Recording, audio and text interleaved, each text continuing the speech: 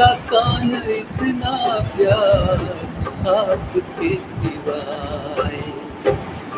आपकी याद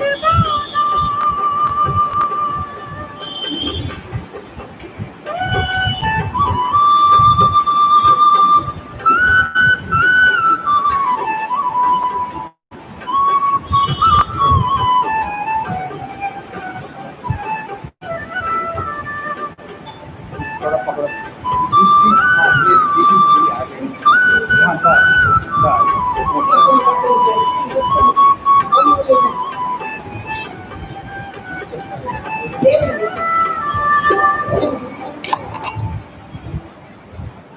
बीच में लो इसको।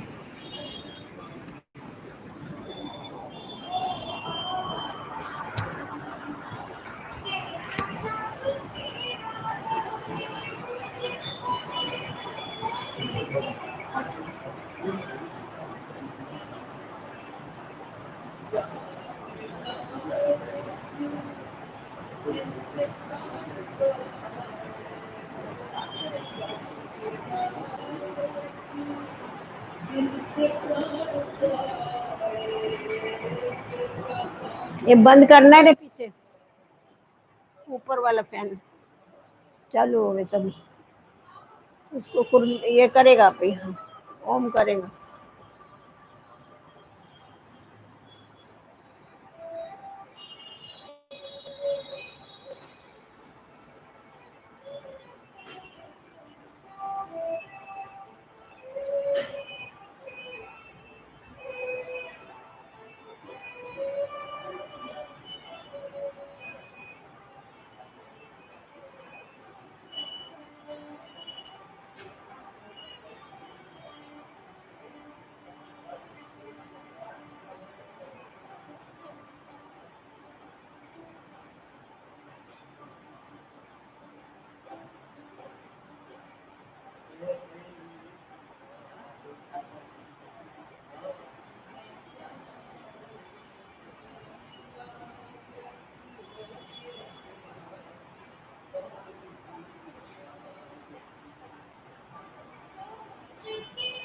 कम करो इसको, 3 नंबर बने, कम करो इसको।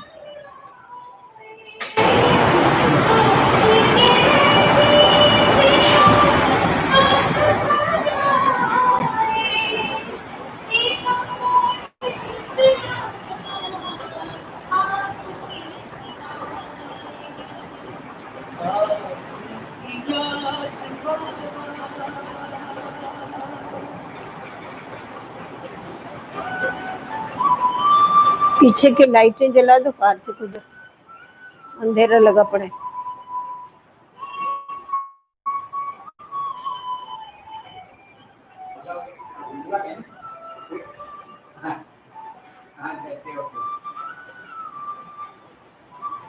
हाँ, 1 मिनट। हाँ, विमला बहन। ओम शांति। चालू करे अभी? अच्छा अच्छा,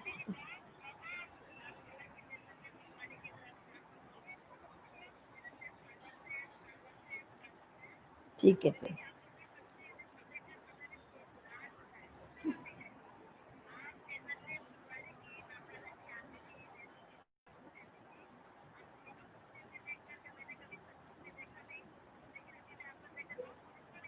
अच्छा,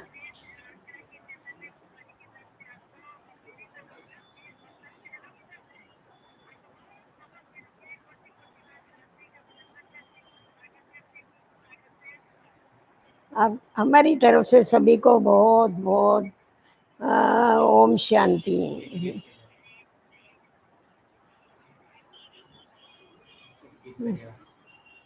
हाँ, अभी पहले 3 मिनट की गीत बजाओ। हाँ,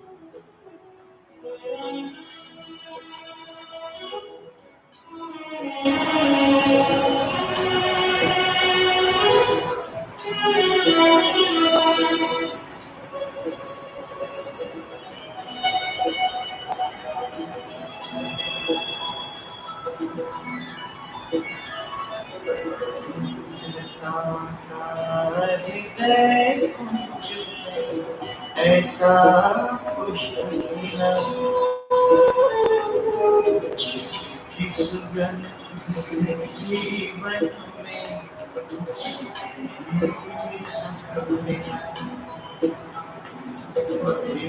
मिला। आज है ऐसा खुश मिला जिसकी सुगंध से जीवन में सुख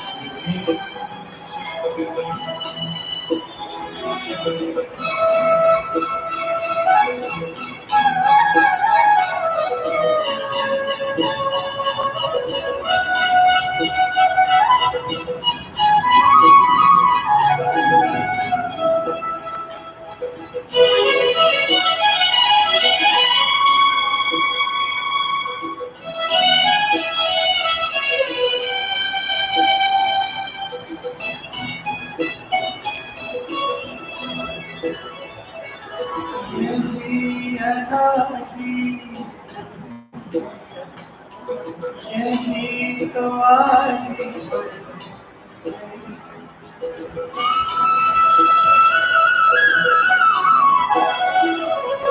यही अनादि यही तो आदि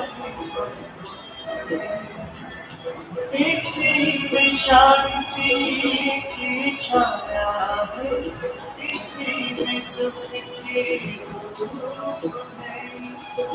कल्प कल्प के भाग्य भवन की ये आधारशिला जिसकी सुगंध से जीवन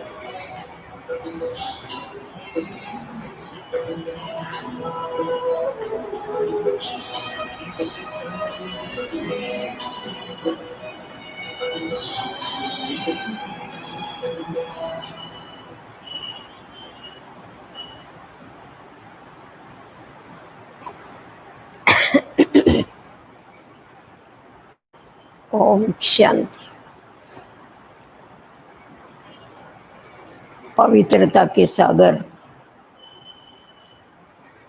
बेहद के बाबा ने आकर के हम बच्चों को विषय वैतरणी नदी से निकाल करके अपनी गोदी का बच्चा बना दिया। सतयुग और त्रेता युग में योग बल की पैदाइश होती है, द्वापर कले युग में भोग बल की पैदाइश होती है, परंतु पुरुषोत्तम संगम युग पर पवित्रता के बल से ब्रह्मा मुख की पैदाइश पवित्रता का सागर आकर के खुद करता है। भक्ति मार्ग में सुनते थे कि भगवान मनुष्यों को रचता है, परंतु कैसे रचता है अब भी उसका अनुभव होता है कि हमारी जीवन कैसी पशु तुल्य बन गई थी। बाबा ने आके ब्रह्मा मुख वंशावली ब्राह्मण बना करके हमारे को पशु से मनुष्य बनाया और हमारे ऊपर मेहनत करके हमें मनुष्य से देवता बनाता है। ये जो कार्य है ये ईश्वर बाप के बगैर और कोई नहीं कर सकता। बाबा कहते बच्चे इस पुरुषोत्तम संगम युग पर तुम बच्चे पुरुषों से उत्तम बनते हो, इसीलिए तुम्हारे कुल का गायन किया जाता है ब्राह्मण कुल भूषण। सारी दुनिया में सारे चक्कर में जो भी कुल है सर्व कुलों का भूषण अर्थात आभूषण ये तुम ब्राह्मण हो। जिस प्रकार लोग आभूषण अर्थात गहने पहनते शोभा बढ़ाने के लिए, वैसे तुम बच्चे सारे कुलों की शोभा बढ़ाने वाले ब्राह्मण कुलभूषण बाबा ने हम बच्चों को अलौकिक जीवन का नशा चढ़ा करके अपनी गोदी में बिठा करके कांटों से फूल बनाने की हम बच्चों के ऊपर मेहनत करते, क्योंकि हम जो ब्राह्मण हैं, ब्राह्मणों का जीवन हीरे तुल्य है। बाबा हम बच्चों को कौड़ी से हीरे जैसा बनाता, सतयुग में तो फिर भी हमारे जीवन की भेंट कंपेयर सोने के साथ की जाती,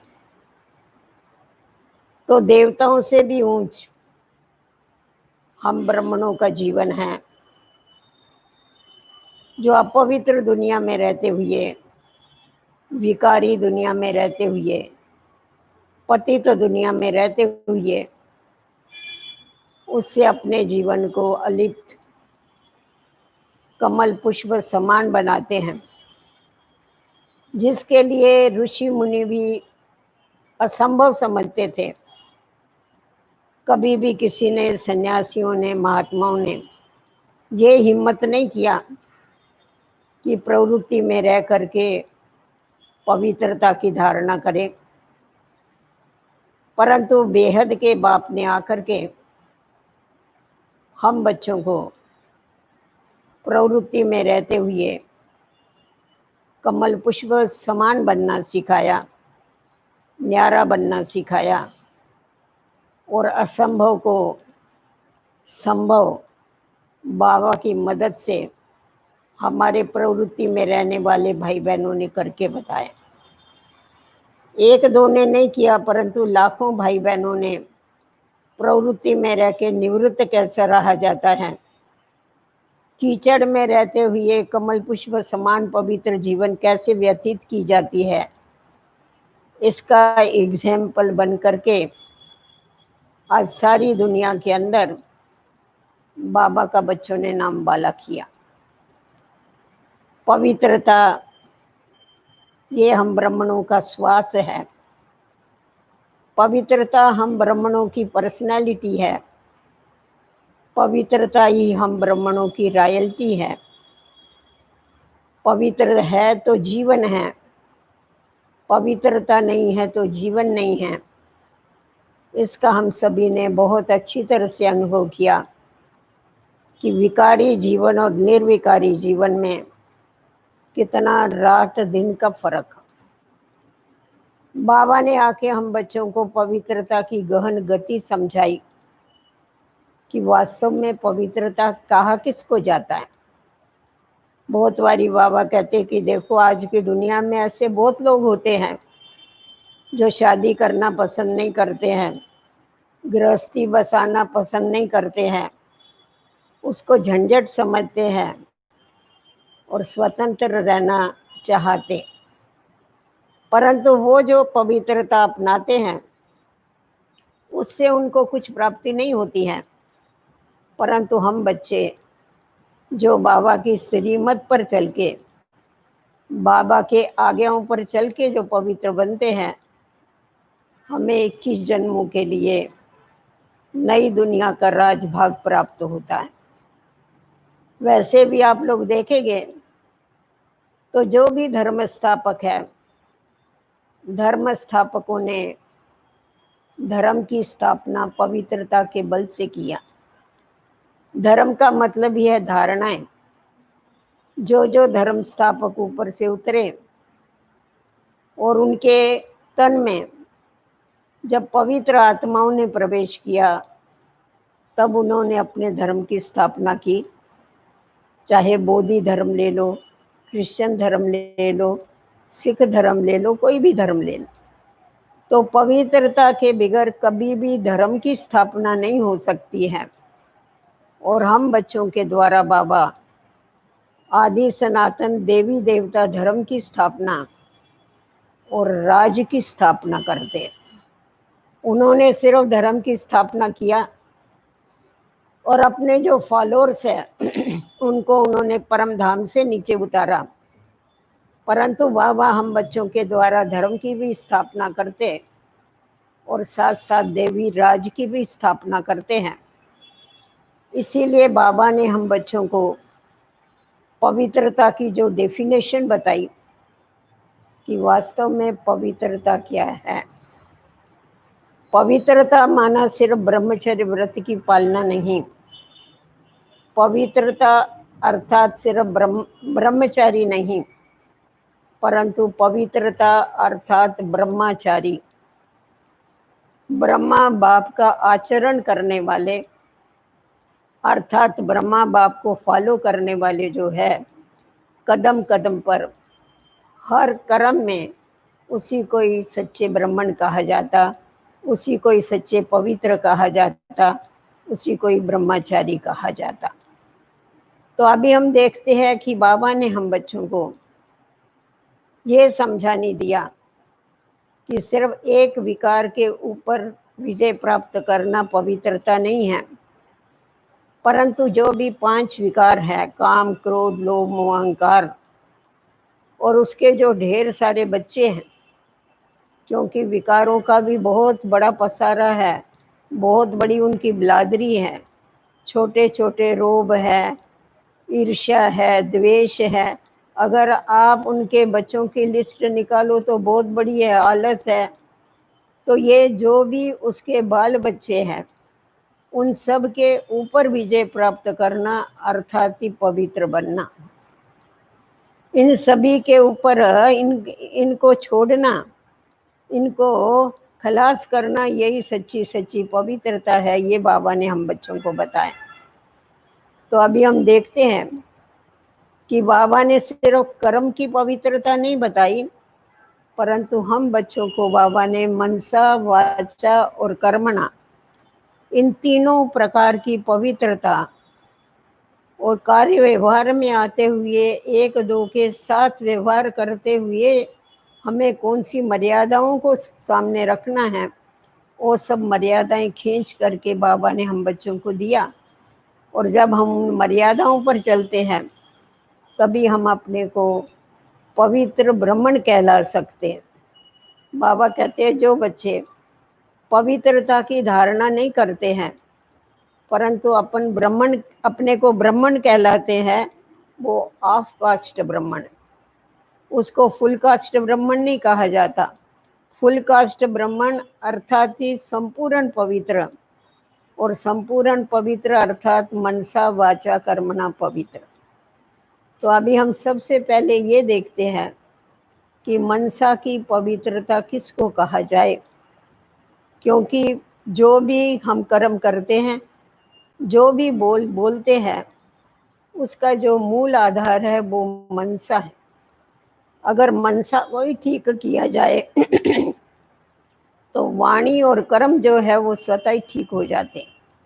तो इसीलिए बाबा हम बच्चों का सदैव मनसा के ऊपर ध्यान खिंचवाते हैं। हम देखते हैं शुरू में जब यज्ञ की स्थापना हुई, उस समय पर बाबा जब छोटे छोटे बच्चों को देखते थे तो बाबा समझते थे ये बच्चे बहुत भारी नहीं हो जावे, इनको ऐसा नहीं लगे डिफिकल्ट है। तो बाबा कहते थे बच्चे अगर मन में कुछ आता है ना तो कोई हर्जा नहीं है, परंतु वाणी और कर्म में नहीं आना चाहिए। अगर वाणी और कर्म में आएगा तो तुम्हारा विक्रम बनेगा। परंतु शुरू से लेके हम देखते हैं कि मम्मा ने विशेष इस बात के ऊपर खुद 100% ध्यान रखा और सब बच्चों का भी ध्यान खिंचवाया। मम्मा हमेशा इस बात के ऊपर समझाती थी कि आज तो बाबा तुम बच्चों को छूट दे रहा है कि मनसा में अगर कोई विकार का संकल्प आता है, काम क्रोध लोभ मोह अहंकार या कुछ भी संकल्प आता है तो उसका विक्रम नहीं बनता है। परंतु आप लोग खबरदार रहना, एक दिन यही बाबा आप लोगों को कहेगा कि मनसा में संकल्प आना ये भी पाप कर्म। इस फैन को थोड़ा उधर करो, मेरे कान में आ रहा तो मनसा में संकल्प आना ये भी पाप कर्म है। ये एक दिन बाबा तुम बच्चों को इसकी खबरदारी देगा। और हम देखते हैं मम्मा ने शुरू से लेकर के मनसा के ऊपर ध्यान दिया, इसीलिए मम्मा ये पवित्रता की देवी बन गई और अपने जीवन को मम्मा ने ऐसा पवित्र बनाया, इतना श्रेष्ठ बनाया। जो बाबा भी मम्मा की हमेशा महिमा करते थे। बाबा कहते थे देखो बच्चे, ये बाबा तो नंबर 1 में जाता है, परंतु तुम्हारी माँ जो है वो +1 में जाती। इसीलिए भक्ति मार्ग में पहले राधा और पीछे कृष्ण गाया जाता है।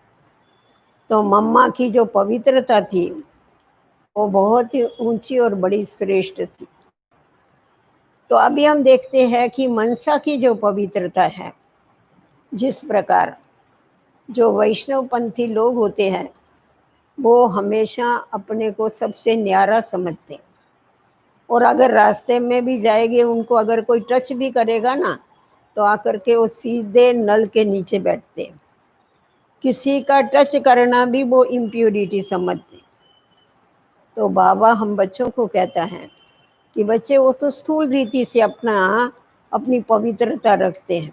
वास्तव में देखा जावे मनसा के अंदर या सपन में विकार का संकल्प आना, सपन आना, ये भी इम्प्योरिटी है। जैसा आप लोग ब्राह्मण म्लेच्छ का भोजन नहीं खा सकते, स्वीकार नहीं कर सकते हैं, वैसा ही आप ब्राह्मण जो है वो मनसा में भी विकारों का संकल्प आना, ये पाप। तुम उनको टच नहीं कर सकते हो, क्योंकि ये जो विषय विकार है ये पुराने जन्म के, एक शूद्र जन्म के हैं। तो जो शूद्र जन्म की चीज है उसको तुम कभी भी टच नहीं कर सकते। टच करना माना अपवित्र बनना।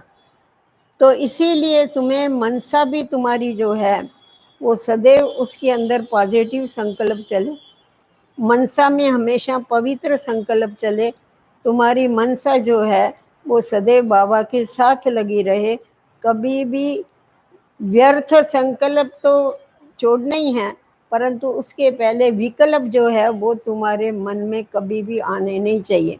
विकल्प का मतलब है विकारों के अधीन हुए हुए संकल्प, उसको कहा जाता है विकल्प। तो अगर विकल्पों के ऊपर तुमने विजय प्राप्त कर लिया तो धीरे धीरे संकल्प, व्यर्थ संकल्पों के ऊपर भी तुम्हारी विजय हो जाएगी।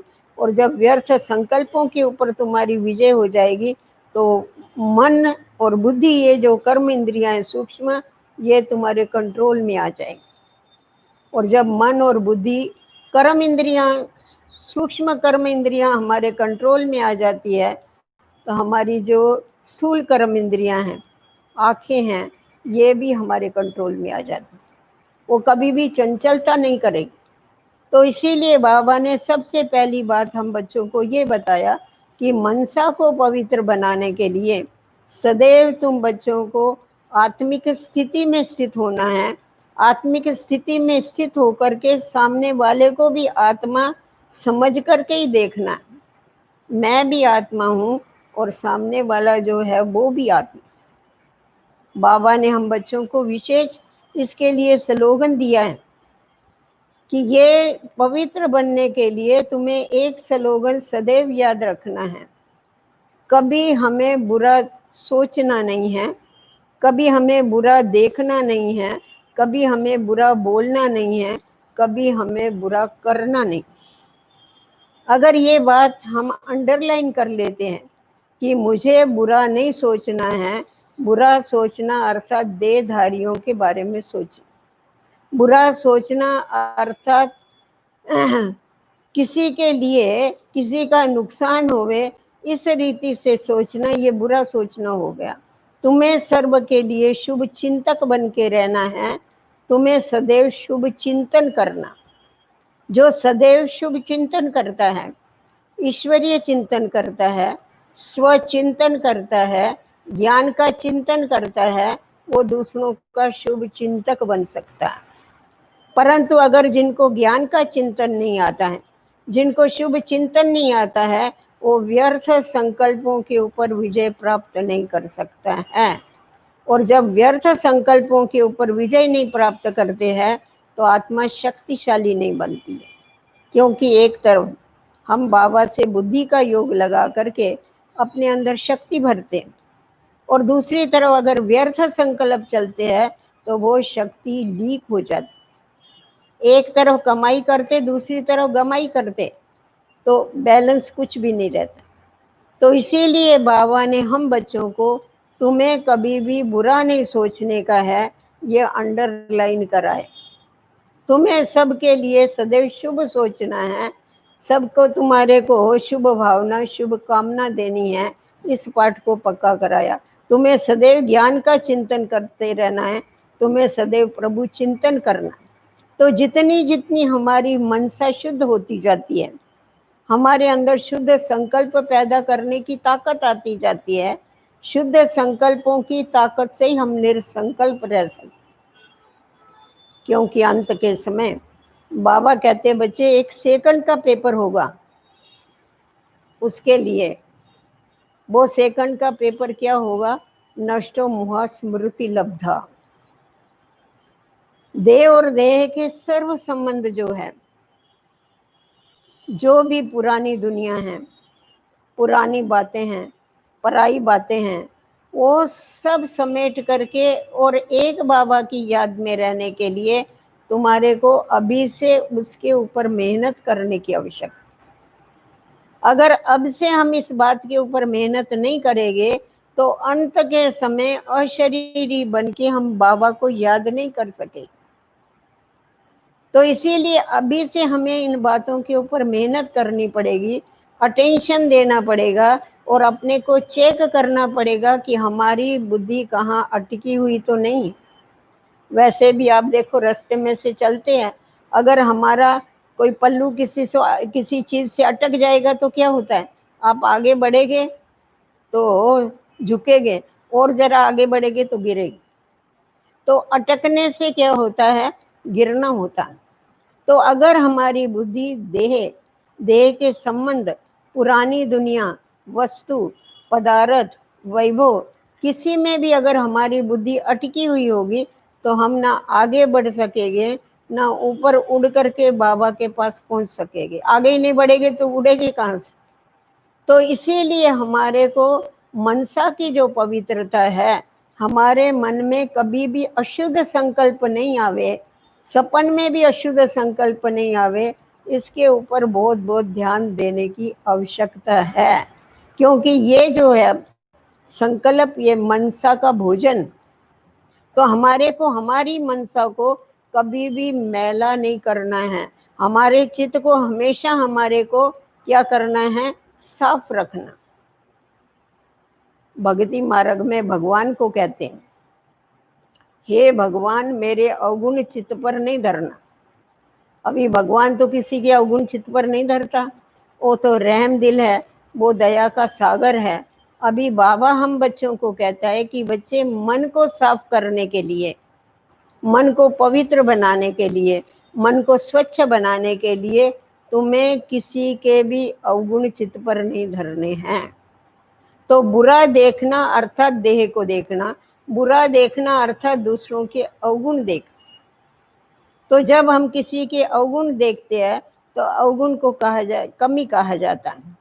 तो अगर हम अवगुणों को देखेंगे, उसका असर तुरंत हमारे मानस पटल पर होगा, हमारे चित्त के ऊपर होगा। और अगर वो अवगुण हमारे चित्त में बैठ गया तो वो हमारे जीवन में धारण हो जाए। तो इसीलिए बाबा ने हम बच्चों को कौन सी दृष्टि दिया? आत्मिक दृष्टि बनाओ, रूहानी दृष्टि बनाओ, गुणग्राही दृष्टि बनाओ, रूहानी दृष्टि बनाओ, क्षमा की दृष्टि बनाओ। तो हमारी दृष्टि को परिवर्तन करके बाबा सारी सृष्टि को परिवर्तित करता है। पर दृष्टि परिवर्तन का आधार मनसा के ऊपर है। जितनी हमारी मनसा प्योर होगी, उतनी हमारी मनसा सदैव बाबा की याद में लगी हुई होगी। बाबा जिसको कहते हैं मन मना भव हो जाओ, मन को मेरे में लगाओ। परंतु कौन सा मन उसके साथ लगेगा? जो स्वच्छ मन होगा, जिसके अंदर किसी भी बात की असर नहीं हो गया। जो पवित्र आत्माएं हैं, उसके ऊपर सुख और दुख जो है, दूसरों का भी सुख दुख देख के उसके ऊपर उसका असर नहीं होता है। परंतु दुखी आत्माओं को देख के उनको दुख से छुड़ाने की एक कामना कहो या रहम कहो उनके अंदर आता है, और वो अपनी ताकत से उनको भी दुख से छुड़ाने का रास्ता बताते। तो कभी कभी ऐसा होता है ना, दूसरों का दुख देख के खुद भी दुखी हो जाते हैं, परंतु पवित्रता की धारणा करने वाली आत्माओं को दुख को देख के ना दुखी हो गए, ना दूसरों के सुख को देख के सुखी हो। वो सुख दुख से न्यारी स्टेज होती है, वो मान अपमान से न्यारी होती है, वो महिमा निंदा से न्यारी हो। तो इसीलिए बाबा कहता है कि बच्चे जितना जितना मनमना भाव की स्थिति में रहेंगे, जितना जितना ये तुम परहेज करेंगे कि हमारे को कभी बुरा नहीं देखना है, हमारे को कभी बुरा सोचना नहीं है, हमारे को कभी बुरा सुनना नहीं है, हमारे को फालतू बातें किसी की भी नहीं सुननी। अगर हम व्यर्थ चिंतन करते हैं, व्यर्थ दर्शन करते हैं, तो हमारी सारी शक्तियां व्यर्थ जाती। तो परचिंतन ये पतन का जड़ है और स्वचिंतन ये उन्नति की सीढ़ी है। तो इसीलिए हमें सदैव स्वचिंतन करते रहना है, ना परचिंतन हमारे को सुनना है, ना हमें किसी का परचिंतन करना है। अगर कोई आके हमारे सामने परचिंतन करता है तो हमारा काम है उसको भी हम स्वचिंतन करने की टेव डाल देवे। तो क्या हो जाएगा, वो भी बेचारा उस बुराई से छूट जाएगा, ना कि हम उसके संग में आके उस जैसे बन जावे। तो इससे क्या हो जाएगा, हमारा मन मैला होता जाएगा और मैला मन बाबा के साथ नहीं लगेगा। हमारी पवित्रता क्या होगी, उसकी ग्रेट कमती हो जाएगी, क्योंकि हमारे पद का मदार ही पवित्रता क्यों। हमें जो भी नई दुनिया में पद मिलते हैं उसका आधार दो बातों के ऊपर है, एक है ईश्वरीय याद और दूसरी है पवित्रता। जितनी जितनी हम ईश्वरीय याद के द्वारा पवित्र बनते जाते हैं, उतना उतना हम नई दुनिया में ऊंच पद पाते हैं। नई दुनिया को तो छोड़ दो, परंतु बाबा जब हम बच्चों को साथ में लेके जाता है तो परम धाम में भी पवित्र आत्माओं का जो स्थान है वो परम पवित्र पिता के नजदीक है। तो हमारे को बाबा के साथ भी जाना है, बाबा के पास भी जाना है और बाबा के पास बैठना है हमें। तो इसीलिए हमें बाबा की जो पवित्रता है उस पवित्रता को हमें जीवन में धारण करना। तो सबसे पहली बात ये हो गई कि मनसा की पवित्रता, उसमें किसी भी प्रकार की अशुद्धि न हो।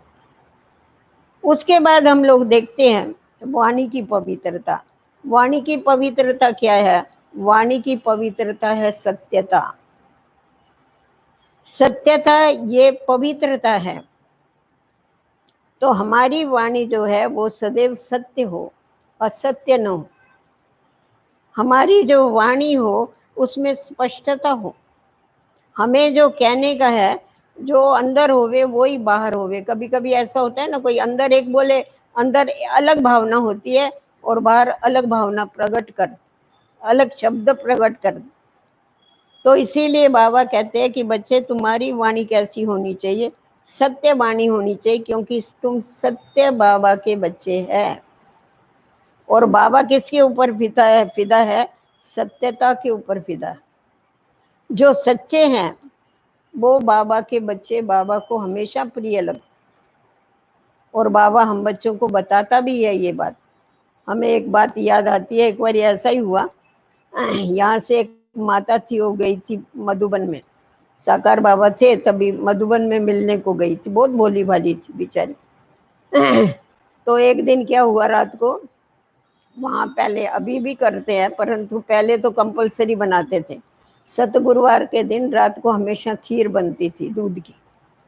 तो उस दिन सतगुरुवार था तो रात को खीर बनी, सबको मिली। तो इसके सामने जब ये खीर आई तो इसका एक ही लड़का था जिसको छोड़ के गई थी ये यहाँ। तो इसको उसकी बहुत याद आई और बहुत रोना आया। खीर वीर तो नहीं खाई पर बहुत रोया उसे, किसी को बताया नहीं पर बहुत रोई। फिर क्या किया, दूसरे दिन सवेरे बाबा मुरली सुनाने के लिए जा रहे थे। तो आंगन में ही भाग के आई बाबा के पास और बाबा के पास आके रोने लगी जोर जोर से। बाबा ने कहा, बच्ची क्या हो गया, क्यों रोती?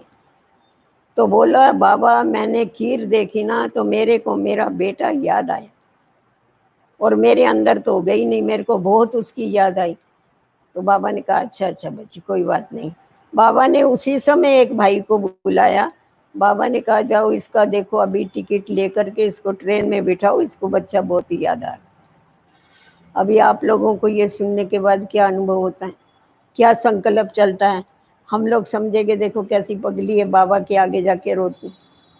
वो जब भी वहां से गई तो बाबा ने जो भी खड़े हुए थे, बाबा ने कहा देखा ये बच्ची कितनी सच्ची है।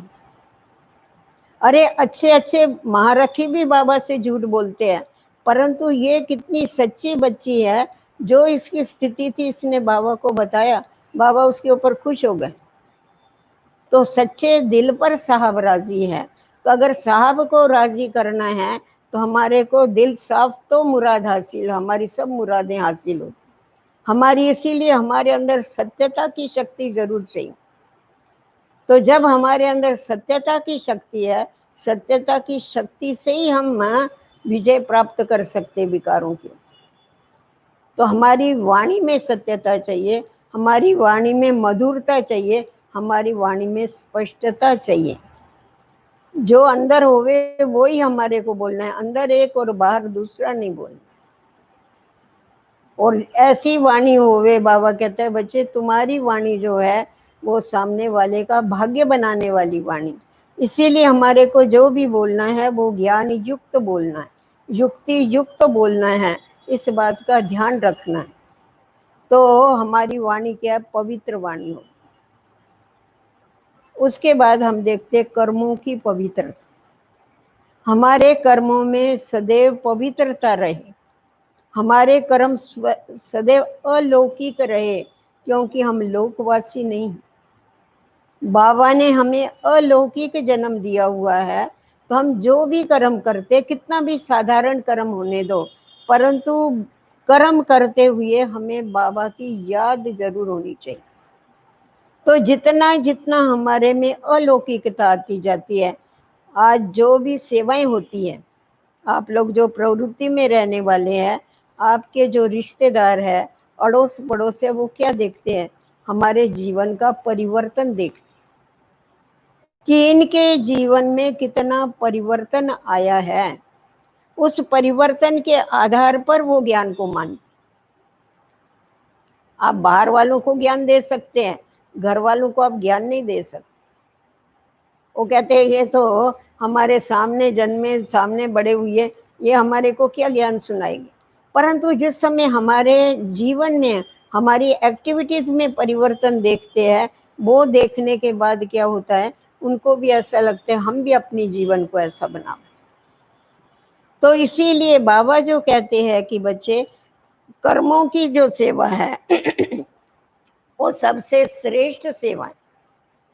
तो इसीलिए तुम्हारे जो भी कर्म है वो अलौकिक कर्म होवे, लोकवासियों जैसे नहीं हो।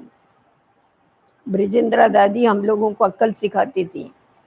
ब्रिजेंद्रा दादी कहती थी देखो तुम जब भी बोलते हो ना, तुम्हारी वाणी भी यथार्थ होनी चाहिए। कभी कोई आता था ना तो परिचय देते थे, वहाँ के वो भाई या बहन परिचय देगी कि दादी ये हमारा भाई है, ये हमारी बहन है। दादी कहती थी ऐसा भाई है बहन है नहीं बोलो, आप क्या करो ये बताओ कि ये मेरा लौकिक भाई है, ये मेरी लौकिक बहन है। तो जब भी आपने उनको लौकिक बोला तो आप उससे अलग हो गए, आप अलौकिक हो। देखो वाणी का कितना अंतर होता है, स्थिति का कितना फर्क पड़ जाता है। जब ये ख्याल में आया कि ये लौकिक भाई है तो हमें पारलौकिक बाप याद आता है, हमें हमारा अलौकिक जन्म याद आता है। तो हमें हमेशा हमारे अलौकिक जन्म का नशा होना चाहिए कि बाबा ने हमको इस लोक में रहते हुए भी अलौकिक अर्थात दिव्य बना दिया। इसीलिए हमारे कर्मों में हमेशा दिव्यता चाहिए, हमारे कर्मों में हमेशा क्या चाहिए, मधुरता, वाणी में मधुरता चाहिए। तो जितना जितना हम बाबा की याद में रह के कर्म करते, कर्म योगी बन करके कर्म करते हैं, उतने उतने हमारे कर्म यथार्थ होते हैं, पवित्र होते हैं। कर्मों के आधार पर ही तो देवताएं पूजे जाते हैं। देखो जिन्होंने ईश्वरीय याद में रह करके कर्म किए हुए हैं, आज आप देवी देवताओं को देखो, उन इष्टों के हर कर्म की पूजा है। देवताओं को भोग लग रहा है उसकी अलग पूजा होती है, देवताएं विश्राम कर रहे उसकी पूजा अलग होती है। सब देवताओं की नहीं होगी, जो इष्ट देव है उनकी पूजा होती है, उनका श्रृंगार हो रहा है उसकी अलग होती है। तो ये सारा जो है कर्मों की उनकी पूजा क्यों होती है? क्योंकि उन्होंने पूर्व जन्म में जो भी कर्म किए वो कर्म योगी बन करके कर्म किए। तो जब हम कर्म योगी बन करके कर्म करते हैं, साक्षी होकर के कर्म करते हैं, देह से न्यारे होकर के कर्म करते हैं, तो हमारे कर्म जो है वो पूजनीय बन जाते।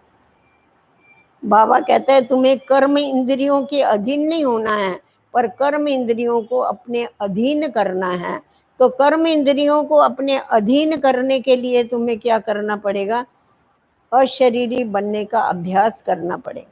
और जितना जितना हम अशरीरी बनने का अभ्यास करते हैं, पवित्रता का आधार ही वो है अशरीरी आत्मिक स्थिति। आत्मिक स्थिति के आधार पर ही तो आप पवित्र रह सकते हैं, नहीं तो कैसा पवित्र रहेंगे? बाबा कहता है तुम अपने को ब्रह्मा कुमार कुमारी भी नहीं समझो, तुम अपने को आत्मा आत्मा भाई भाई समझो, बहन भाई भी नहीं समझो। बहन भाई में भी कभी तुम धोखा खा लेंगे, परंतु अगर तुम अपने को भाई भाई समझेगे तो तुम्हारे को कभी भी धोखा नहीं मिलेगा, तुम सदैव विकारों के ऊपर विजय प्राप्त करेंगे। तो इसीलिए जितना जितना हम अशरीरी बनते हैं, शरीर से न्यारे बनते हैं, इंद्रियों से न्यारे बनते हैं, उतना उतना हमारे को अतीन्द्रिय सुख का अनुभव होता है। क्योंकि अशरीरी बनने से हमारा बुद्धि का योग सुख के सागर के साथ लगता है। और जो अतीन्द्रिय सुख है, अतीन्द्रिय सुख माना इंद्रियों से न्यारा सुख, ईश्वरीय मिलन का सुख, ईश्वरीय प्राप्ति का सुख, उसका जब हमको सुख मिलता है तो ये जो सारी दुनिया है ये असार संसार दिखाई पड़ता। बाबा कहता है ना, ये मुर्दों की दुनिया, सब मरे पड़े हैं। मुर्दों के साथ कभी कोई दिल लगाते? मुर्दों में कभी किसी की बुद्धि जाती है? पहले तो सब प्यार करेंगे उससे, परंतु जब भी देखेंगे आत्मा निकल के चली गई तब भी समझेगी इसको जल्दी उठावे यहाँ से,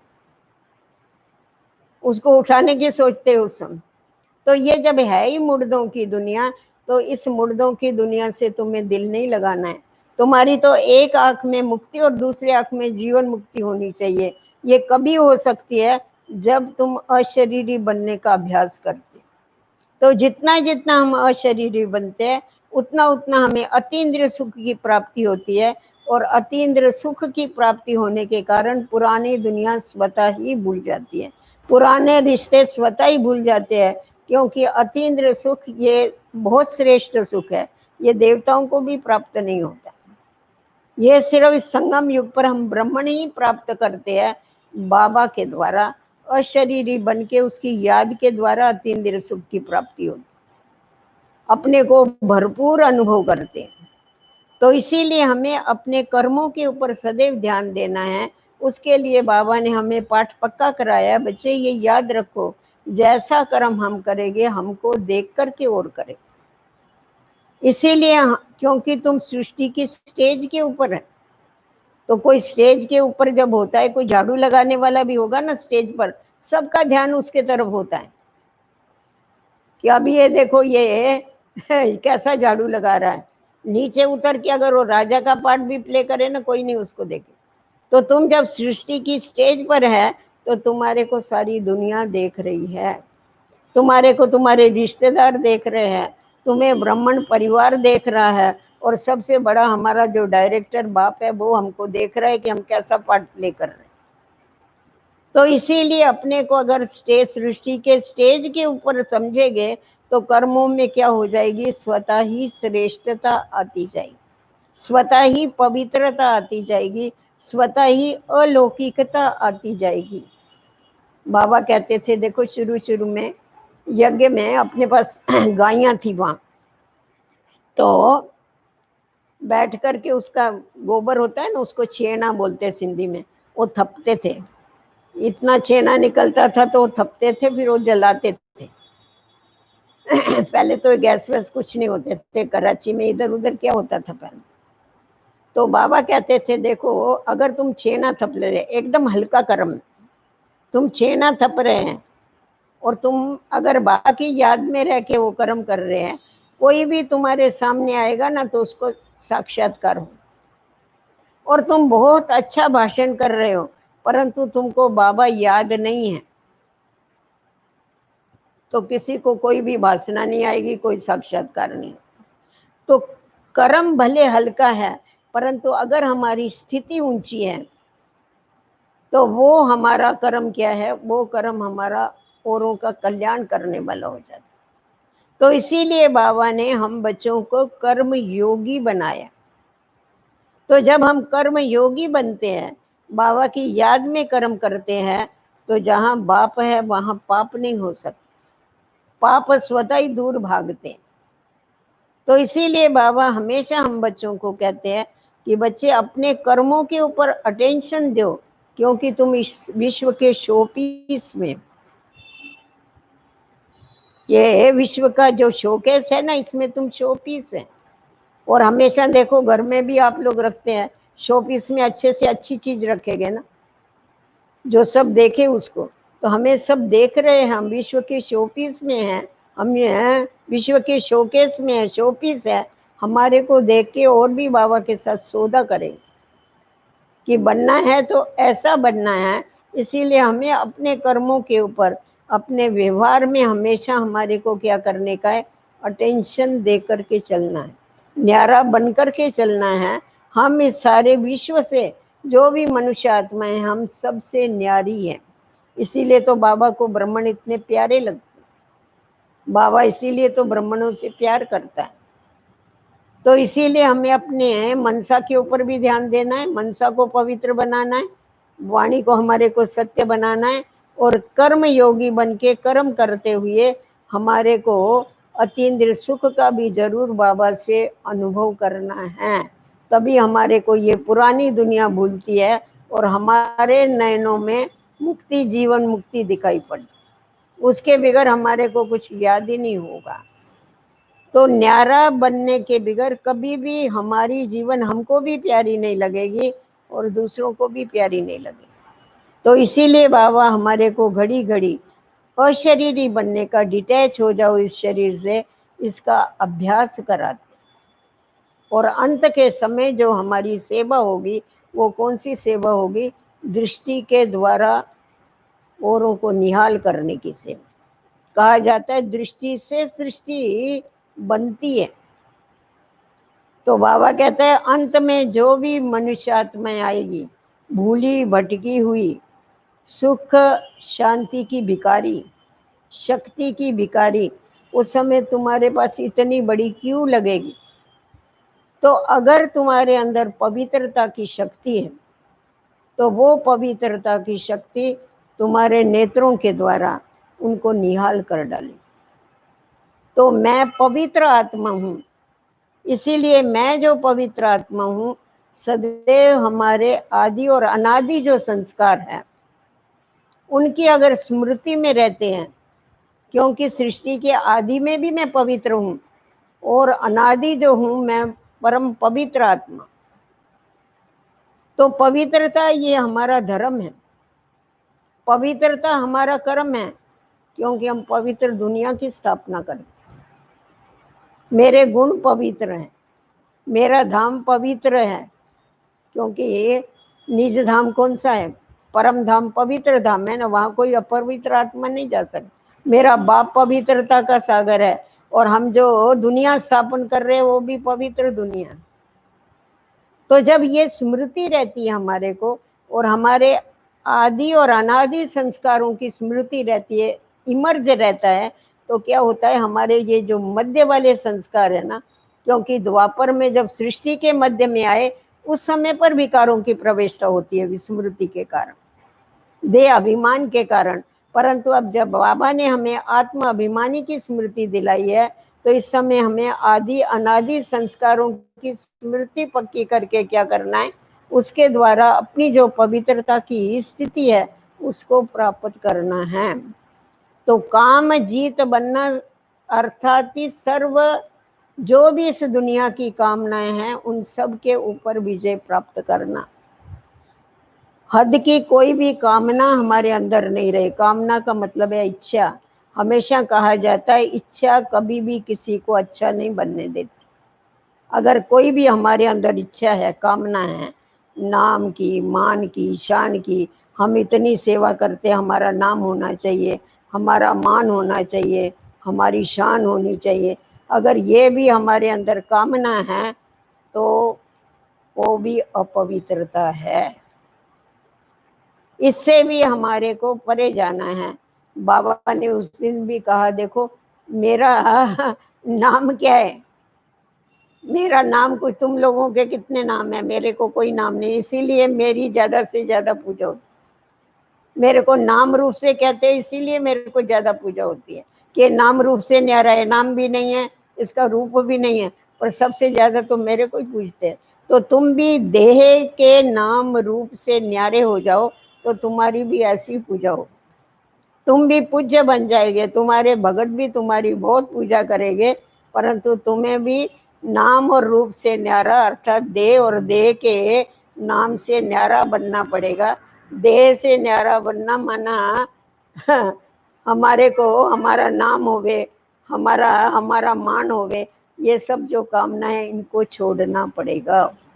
तो जब इन सब बातों से न्यारे हो जाएंगे तभी कहेंगे कि हम काम जीत बन गए, अर्थात विकारों के ऊपर विजय प्राप्त कर रहे। बाबा कहते हैं कि मेरे बच्चे कामधेनु, शास्त्रों में बताते हैं ना, एक कामधेनु, कपिल देव के पास कामधेनु थी गाय, वो सबकी मनोकामनाएं पूर्ण करती थी। तो साकार बाबा कहते थे देखो ये ब्रह्मा बाबा जो है ना, ये कपिल देव है, तुम सब गायें हैं मेरी, तुम्हारा काम है सबकी मनोकामनाएं पूर्ण करने, श्रेष्ठ श्रेष्ठ मनोकामनाएं पूर्ण करना। पर सबकी मनोकामनाएं कौन पूर्ण कर सकता है? जो खुद इच्छा मात्रम अविद्या है, जिसको खुद को कुछ भी इच्छा नहीं है, वो ही औरों की श्रेष्ठ इच्छाओं को पूरा कर सकता है। तो तुम बच्चों को इतना ऊंचा पाठ बजाना है, इसीलिए अपनी स्थिति को इतना ऊंचा बनाओ जो तुम्हारे को देख करके सबको क्या होवे, बाबा याद आवे और तुम्हारे द्वारा सदैव पवित्रता के वाइब्रेशन फैलते रहे। आज भी देखो हम देखते हैं बाहर वाले लोग कहते हैं आपके भाई बहन, आपके पास जो लोग आते हैं ना उनके चेहरे बहुत चमकते, आप लोगों के तो चमकते पर आने वालों के भी चेहरे बहुत चमकते। तो हम उनको यही समझाते, क्योंकि वो पवित्रता की धारणा करते हैं, तो पवित्रता से चेहरे पर चमक आती, पवित्रता के कारण वो रूहानियत आती है, इसीलिए चेहरे चमकते, पवित्रता के कारण खुशी मिलती, क्योंकि पवित्र बनेंगे तो बाबा के सर्व खजाने मिलते। तो जितने जितने हम खजानों से भरपूर होते जाते हैं, क्योंकि ज्ञान को धारण करने के लिए भी पवित्रता चाहिए मेन। बाबा हमेशा कहता था देखो बच्चे, शेरनी का दूध जो है ना वो हमेशा सोनी बर्तन में टिकता है, दूसरे बर्तन में डालेंगे तो दूध फिट जाएगा। तो ये भी ऐसा ही है, बाबा का जो ज्ञान है वो पवित्र आत्मा ही धारण कर सकती है। अगर पवित्रता की धारणा नहीं करते हैं तो ये ज्ञान उसमें टिक नहीं सकेगा। उसको बाबा कहता था तत्ते तवे पर पानी, तत्ते तवे पर पानी समझ, तवा का मतलब जो रोटी पकाते हैं ना वो तवा, माताओं को अनुभव है, गरम तवा होवे उसके ऊपर ऐसा पानी का छींटा डालो, देखो भाग जाएंगे, वो रहेगा नहीं, टिकेगा नहीं। तो जिनके अंदर विकार है सूक्ष्म में भी, अगर उनके ऊपर ज्ञान के छींटे पड़ते हैं ना, वो तत्ते तवे के पानी के माफक ठहरते नहीं। तो इसीलिए तुम्हें क्या करने का है, पवित्रता की शीतलता के द्वारा, पवित्रता की शक्ति के द्वारा ज्ञान को अपने जीवन में धारण करना है। अपने जीवन में धारण करके अपने वाइब्रेशन के द्वारा, क्योंकि जितनी जितनी हम आत्माएं पवित्र बनती जाती है उतना उतना बाबा की जो याद है वो स्वतः ही आती और बाबा के संग का रंग लगता जाता है। हम भी बाबा के समान बनते जाते हैं और बाबा के समान बन करके सारी सृष्टि का कल्याण करते हैं। तो अंत के समय जो हमारे को सबको नज़र से निहाल करना है, क्योंकि ये नज़र धोखा भी देती है और ये नज़र क्या करती है, ये नज़र निहाल भी करती। तो पहले तो हमने बहुत धोखे खा लिए अज्ञान काल में, अभी हमारे को इन नज़रों से औरों को निहाल करने का काम करना है। तो इसीलिए सदैव बाबा की याद रहे, अशरीरी स्थिति रहे और मनसा में भी कभी वेस्ट संकल्प नहीं आवे, इसका विशेष ध्यान रखेंगे तो ही हम पवित्रता की शक्ति को धारण करके सारे विश्व को पवित्र बनने का योगदान दे सकेंगे। ओम शांति।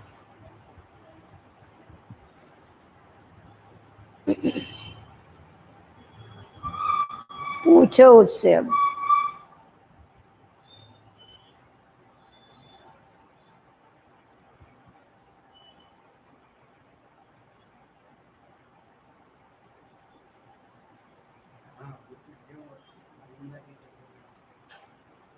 हाँ हाँ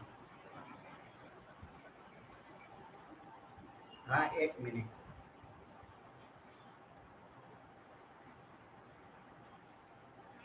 हाँ ओम शांति बहन। ठीक, ठीक है।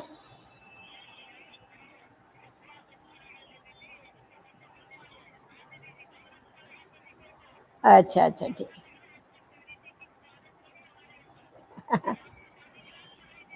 हम्म,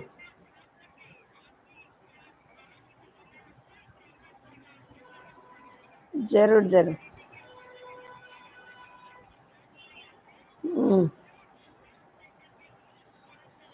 thank you thank you thank you. आप सभी को भी बहुत बहुत धन्यवाद है, आप लोगों ने ध्यान से सुना। अभी हम बाबा को याद करते हैं और फिर पूरा करते हैं। मेरी आवाज